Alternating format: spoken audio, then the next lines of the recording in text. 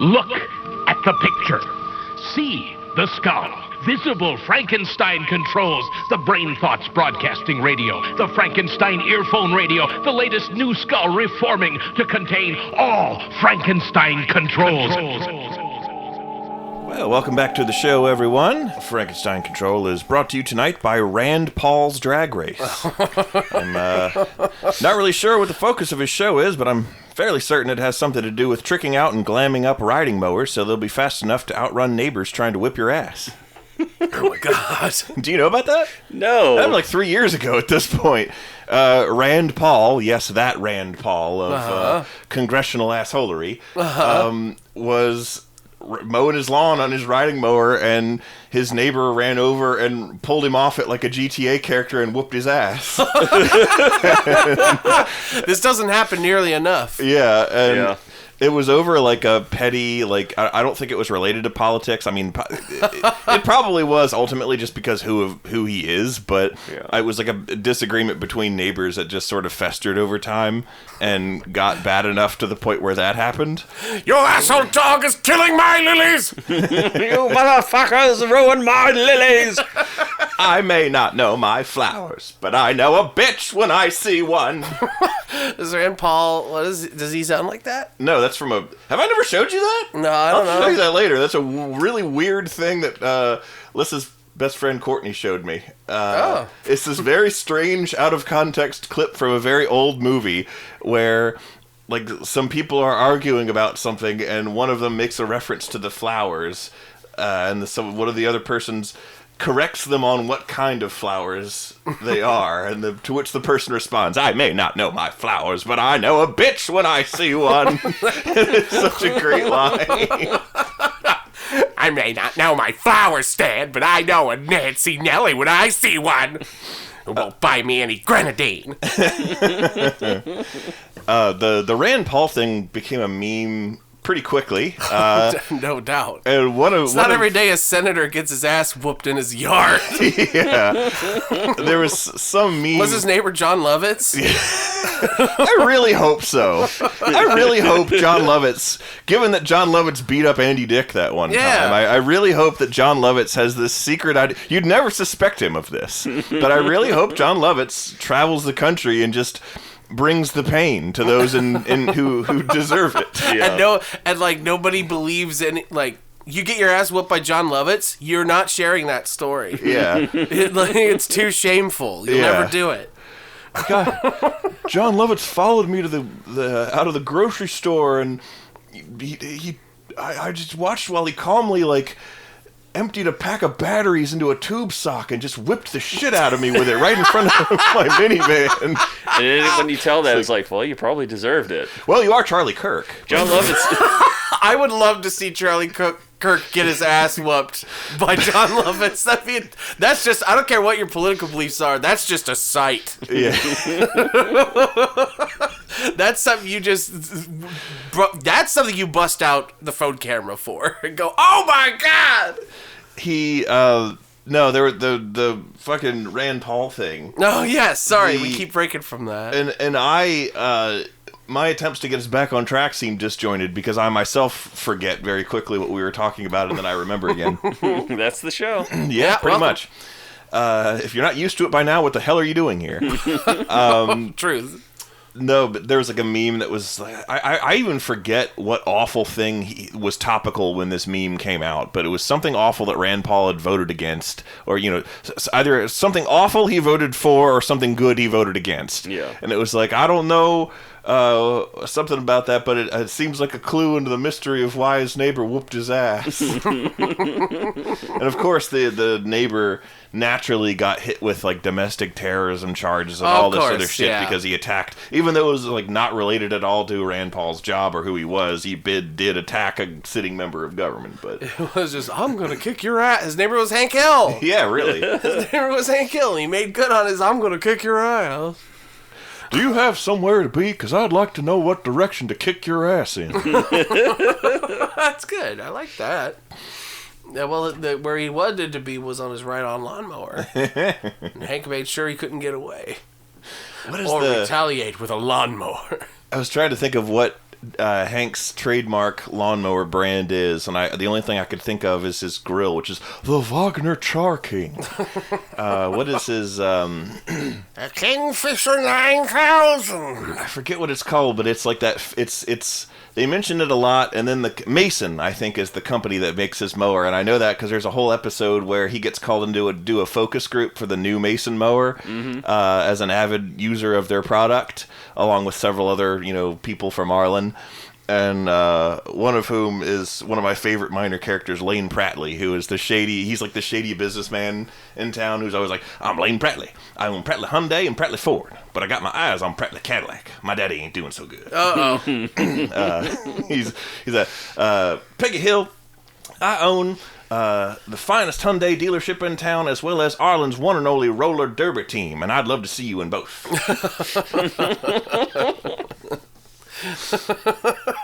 Stupid.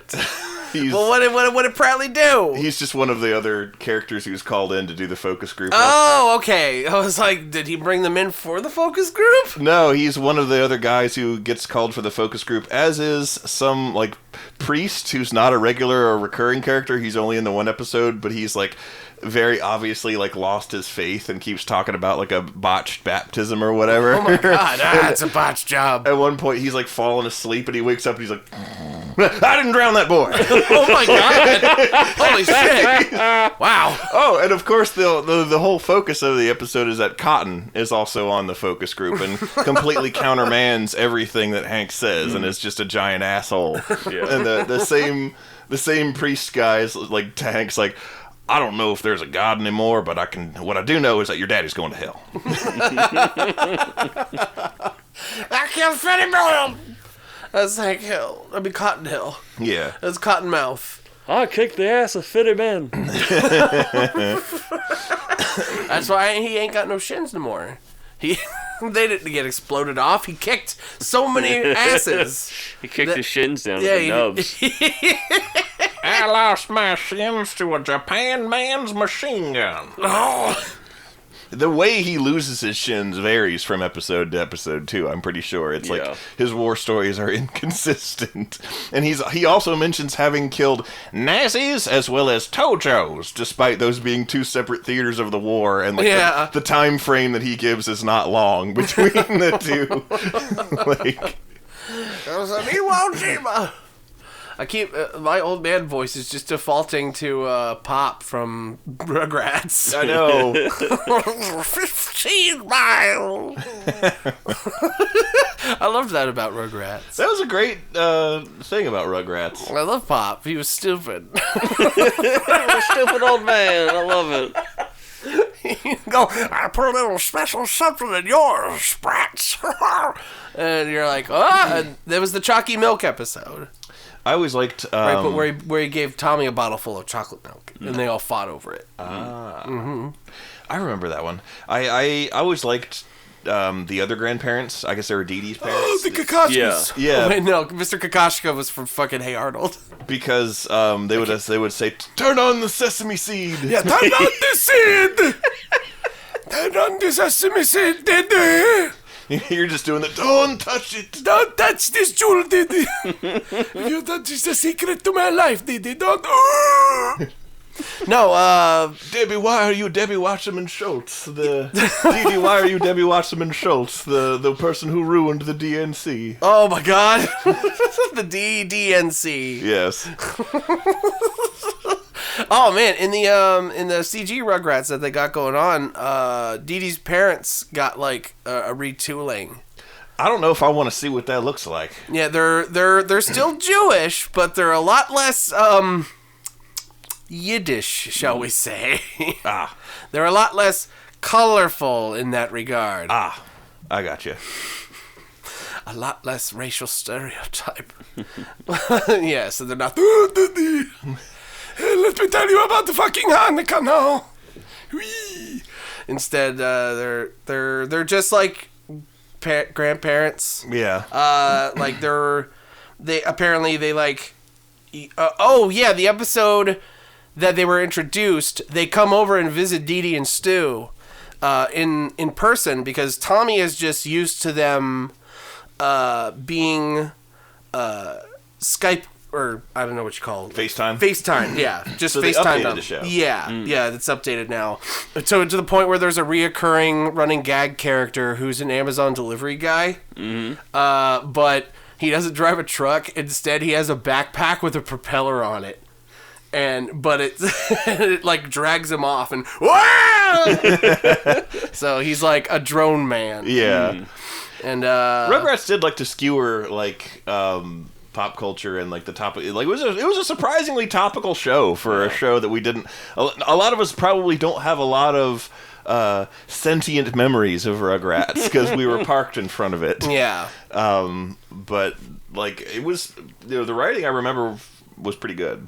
Yeah, so like major changes to the show are that Grandma, Grandpa, Dee Dee, I don't know what their names are just, less broad to stereotypes. And also Tommy's weirded out the first time they show up because he's like, wait, the people in the TV are here now.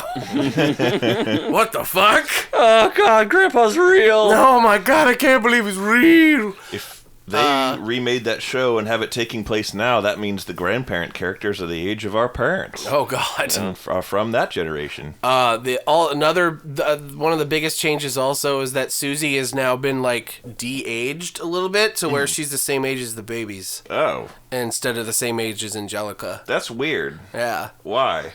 So that It's not like they were that much older. She was only like 2 to their 1. Yeah. I think they just were like, oh, we want Susie to hang out with the babies as more of a staple character instead of just this tertiary character who's a rival to the common antagonist who only shows up sporadically. I think they just wanted her around more. I mean, they could have just done that and been like, hey, let's have this. Remember Susie? She's the cool girl who they call upon for aid against the bitch Angelica. Which is what she was. Susie was the cool friend they called upon for aid against Angelica's Call aid bitchiness. from Gondor. They light the beacons to summon Susie. Oh yeah, and really later I only check in sporadically on stuff on this, but like Kimmy was in it recently, but Dill's not, but Kimmy is, and she's the same age as Angelica and goes to the same like daycare that Angelica goes to, so now Kimmy's older than Chucky. Huh. That's weird. Yeah, it's weird. I mean, like, I don't care. Like, you know me.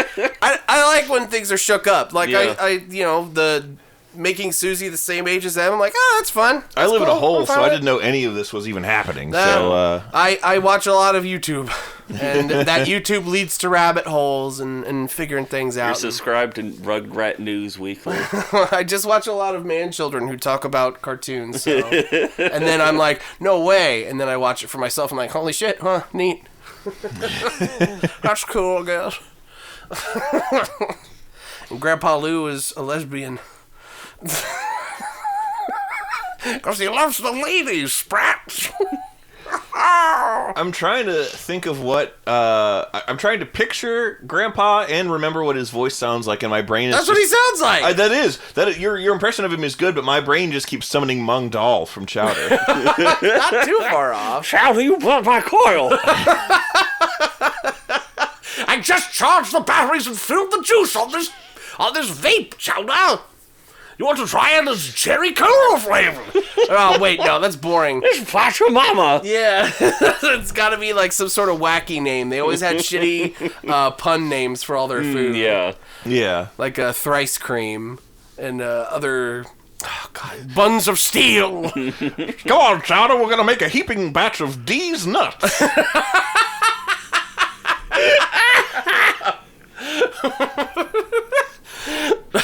That's good. We're whipping up a batch of musical fruit. Cover your nose, Schnitzel. I'm pretty sure that's actually an episode. No, what, musical fruit? Yeah. Probably. I mean, I'm positive that is because I watched it while stoned like the other month. Oh, yeah? It's funny, man. That show's really... Like, Chowder's fucking great. every episode I watch nowadays, which is sporadic, of course, but, every now and then, again, I'll flip on an episode. That show rips shit in the comedy department. It's always funny. Chowder is genuinely hilarious. Like, it's really funny. That whole bit that we... the bit that I mentioned a couple episodes. By a couple episodes, I probably mean like 20 episodes ago. the whole hot sauce debacle, where like it's pepper spray. That's what it is. Oh yeah. I was wrong. I was horribly wrong. That whole bit is hysterical. It is so fucking funny. It is one of my favorite bits where shit just goes out of control and it's completely. Like, people who are originally on the same side are now just pepper spraying each other in the face because it just devolves into complete chaos for no fucking reason at all, and everyone's stupid. I forget his name, but, like, it's funny. One of my least favorite characters from that show when I was a kid was that rat with the candle on his head. Gorgonzola. Yeah. I hated Gorgonzola. You're supposed to, but... Yeah, but, like, now I love him. I think he's one of the best characters. He's great. Gorgonzola's great. He's a great straight man. He's hilarious. He's just the only person in Marzipan City who's just completely... not on board with all the shit going on. Yeah, with any of it. Yeah. Not even just chowder shit. Like, the city, just everything. The city itself is ridiculous, and he hates it. It's really funny, man. I fucking love it. And of course, what was his name? Oh, the woolly mammoth guy who's voiced by Master Shake. Yeah. Fuck. I can almost remember his name. Wow. Gazpacho? Gazpacho! It was Gazpacho, yeah. I love his little black market stall that he had. Yeah.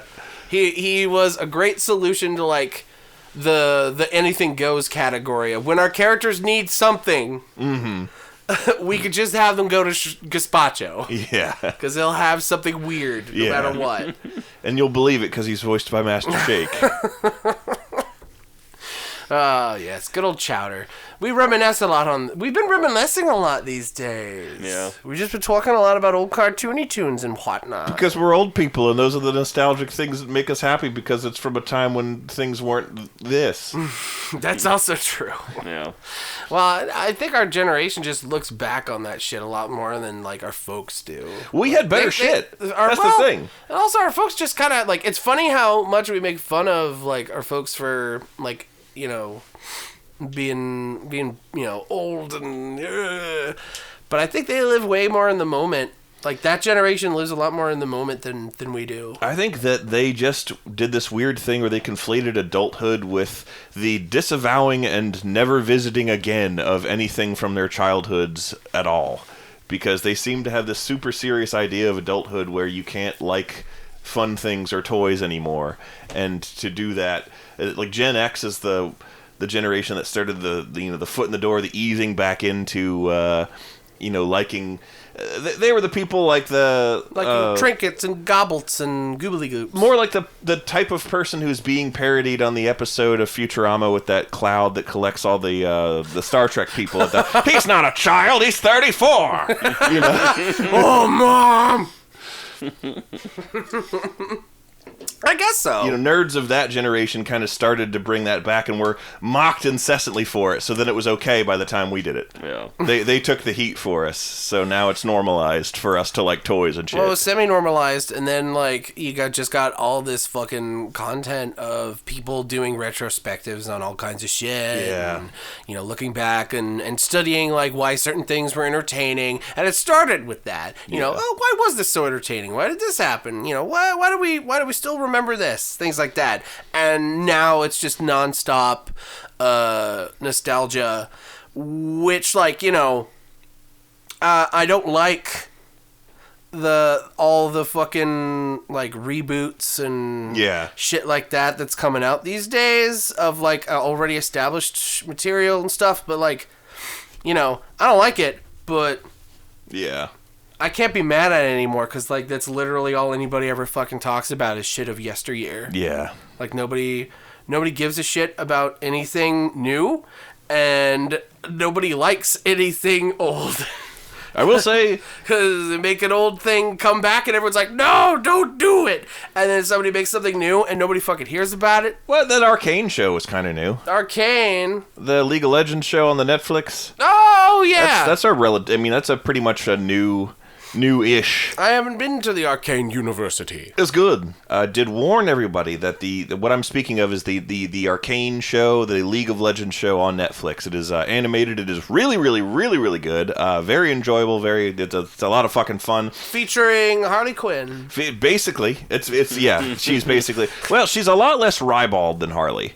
Her personality is there is a character on there named Jinx who's very similar to Harley in her proclivities, but her personality, she demonstrates mental illness a lot more severely and poignantly than Harley Quinn does. Harley Quinn's mostly, she's got her struggles and she's relatable because of them, but mostly she's a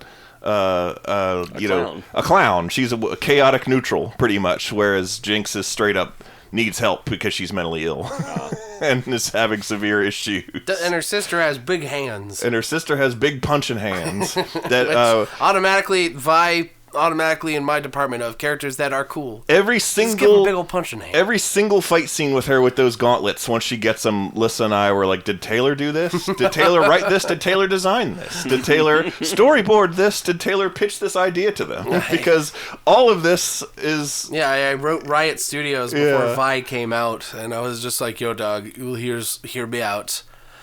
Give a girl with a tumbler haircut, and then make her have big hands. Well, and they said, you got it. My favorite character also has exactly one big hand, because she only has one cybernetic arm, but her name is Savika. Ceviche. I love that stuff. What the Arcane show does very well... kill animals. There is. Don't let me forget about that, because that's what I really wanted to warn people about. There is a cat. I realized that's what you were getting at earlier. There is a cat death in the very first episode, and I almost wrote the show off because of it, and I'm really glad that I didn't. The cat death deducts a point. If I would rate the show, I don't rate anything a 10 out of 10, but if I was going to rate the show a 10 out of 10, it would be a 9.5, because it loses the whole 0.5 points for the cat death. Because the cat death, it's a fantasy universe where it is established that there are magical creatures that one could presumably use as a guard dog type role, familiars? The long and short of it, without spoiling too much, is the villains are working on something to make things more dangerous, and they give it to a test animal and basically have the test animal fight the cat. And the test animal obviously kills the cat immediately, and they're like, "Ooh, our tests are working." But they could have easily. It was a creative choice to have it be a cat. It literally could have been like a guard dog fantasy animal kind of a thing. It could have been anything. They didn't have to have it be a robot. Could have been a robot. Could have been a goddamn robot. But they chose to have it be a cat, and they lose points for choosing to have it be a cat. Now, did they choose the person who set all this up? Were they a bad guy? They are the bad guy. Okay, well, there you go. So obviously, okay. So are they a what is science done kind of character? A little bit later on, more. Or are they just unnecessarily cruel? It's more like they're sort of a what is science done character. It's like later on, it's other people. Actually, they're not even the what is science done character. They're more of the guy who's getting the third-hand rejects of the what is science done character and finding a way to weaponize them for poor people. Sounds pretty good. Yeah, it's really good. I had a third thought that You had a third hand? I wish I had a third hand. Don't we all? I could be jacking off right now. Taylor, you are. Oh, you're right. It's not like either of your two hands are doing anything right now. What's stopping you? Oh, you're right. Sounds like a good idea. Come here. What were you thinking of? I don't remember anymore. Big jumper dump. The evil man with the his name was Frederick Mercury. I wish his name was Frederick Mercury. That'd be funny. And his power is he makes a bunch of liquid metal happen. That'd be cool. And Cryptid the Necrodancer, the merchant, is named Freddie Merchantry. Oh my God, that's awesome. Does he have a mustache? No. He doesn't? Well, it's a little sprite, so it's kind of hard to tell. If he has a mustache. Okay. I haven't looked super close at it, so Yeah, for all I know, only- there's supposed to be one. I've only watched like far away screen of you playing it before. Yeah. So like I couldn't quite see everything super clearly. In Witcher 3, in the DLC where you go to the not France land, you go to this big like cemetery on the map, and like you can read some of the headstones, and one of them was like Morrison, James, King of the Lizards. Jim Morrison. Oh my God. King of... And I was like, oh, that's dope. That's pretty good, though. It was I like good. that. Nice little nod without being too overtly, like, ugh. Yeah. Without being too cringe. Yeah. None will forget the day that Geralt of Rivia posted cringe.